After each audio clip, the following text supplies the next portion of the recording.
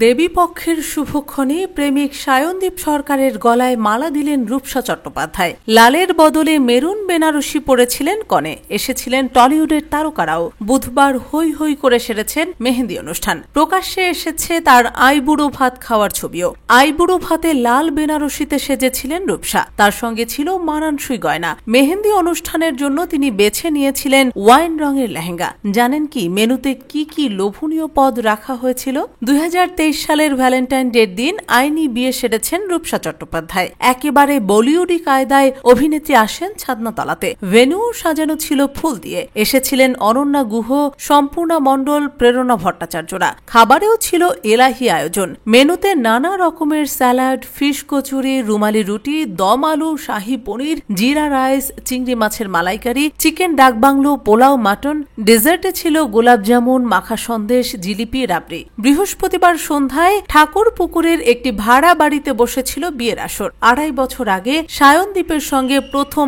আলাপ রূপসার। পেশায় কর্পোরেট কর্মী সায়নদীপ। দুজনের সুখের সংসার সাজানোর পালা এবারে। জানা গিয়েছে হাওড়াতেই থাকবেন। সেখানে মনের মতো করে ফ্ল্যাটও সাজিয়েছেন রূপসা সায়নদীপ। তানসেনের তানপুরা ও রুদ্রবীণার অভিশাপ ওয়েব সিরিজে বিশেষভাবে নজর কেড়েছিলেন রূপসা। বিয়ের আগে কোনো কাজে হাত দেননি। সংসার গুছিয়ে নিয়েই হয়তো ফিরবেন লাইট ক্যামেরা অ্যাকশনের দুনিয়ায় খুব জলদি।